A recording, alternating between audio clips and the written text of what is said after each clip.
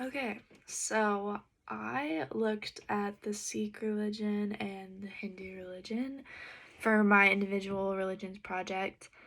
Um, Similar to what I did last semester with Western, I looked at two holidays, and compared and contrasted those. The Sikh festival that I looked at is called Vaisakhi. I don't know if I pronounced that correctly, so I'm sorry if I didn't. And then the Hindu festival that I looked at was Shigmo. Again, I don't know if I pronounced that correctly. But we've already kind of went over the Sikh and Hindu religion in class, but just a little refresher. Sikhism was founded around 500 years ago, so it's pretty old, but not nearly as old as Hindu.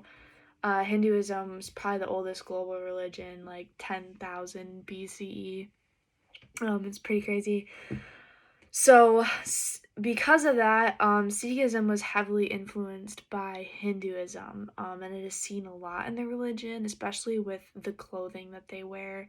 They're also influenced by Islam, so like they wear the turban, and a lot of the clothes that they wear are similar and look similar to like Hinduism garments and stuff. Um, the founder of Sikhism is Guru Nanak. Um, he emerged from a river. Uh, well, he went into a river and was fully submerged, and he emerged 3 days later. People thought that he drowned, but he didn't. And when he came out of the river, he started saying phrases and speaking of things that God had shared with him. And those first words became part of the Sikh scripture. Um, and then with Hinduism, there's lots of sacred texts. They are known as the Vedas. And the religion is full of gods and deities. The most notable, or the three faces of the gods, is Brahma, Vishnu, and Shiva. Even though there's so many gods and deities, they don't see their religion as polytheistic, they see it as monotheistic. Similar to Sikhism, they also see it as monotheistic. Um, the festival of Vaisakhi, I'm sorry, the Sikh festival, it takes place around spring, so like kind of April, and it's around like the spring harvest. Um, it's a festival that is similar to the Gurdwara. So they do a lot of the same things, like they all have a communal meal together and they sing and they dance. Except for on Vaisakhi, the crowds are much larger and everything is much more extravagant. It is also the celebration of the Khalsa, which is like an initiation, kind of like baptism, like what we see in Christianity. And that was founded by the 10th Guru, Gobind Singh. I'm totally butchering the names, but they also, during this festival, they raised the Sikh flag. And they take the flag that was off prior and then they replace it with a new one and raise it. It's this whole big thing. And then the Shigmu festival, it's similar to like a carnival. There's like a parade with a lot of floats, and the floats are decorated with like the gods and deities, which is totally kind of against what Sikhs believe. They don't kind of worship idols, and they're kind of against that. So that's a difference between the two.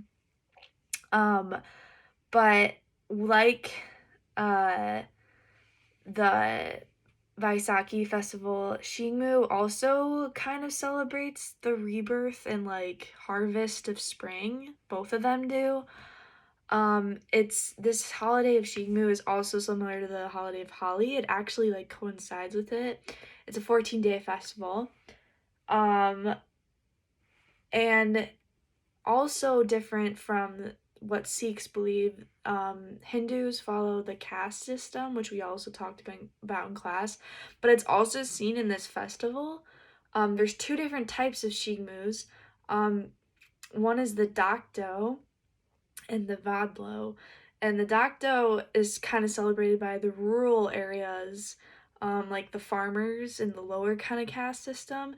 And then the Vadlo is just kind of everyone else, and it brings the entire community together. I'm sure like the rural people could join, but they have their own kind of thing going on. So that's a difference. But so there's lots of similarities with the influence of religion on one another, but there is differences in some of the beliefs.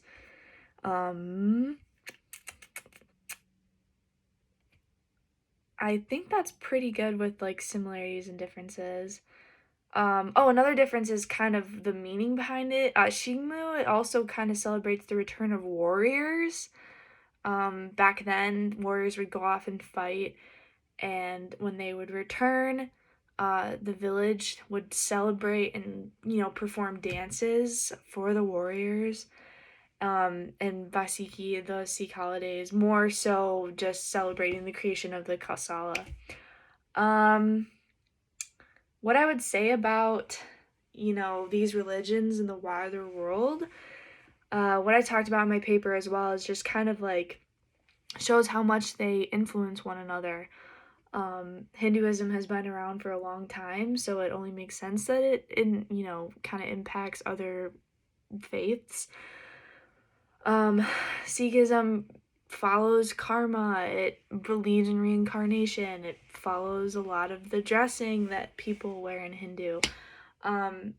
So I guess basically just understanding that every religion is kind of connected in some way or another and influenced, and it's kind of amazing to see how everyone takes things from each religion and makes it into their own or shapes it into their own. Yeah, and that's like a big thing we've learned about throughout the whole semester is that everyone's connected.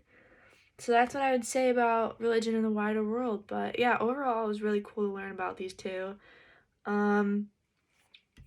Because I know we learned about the like more major holidays, but yeah, that's Sikhism and Hinduism.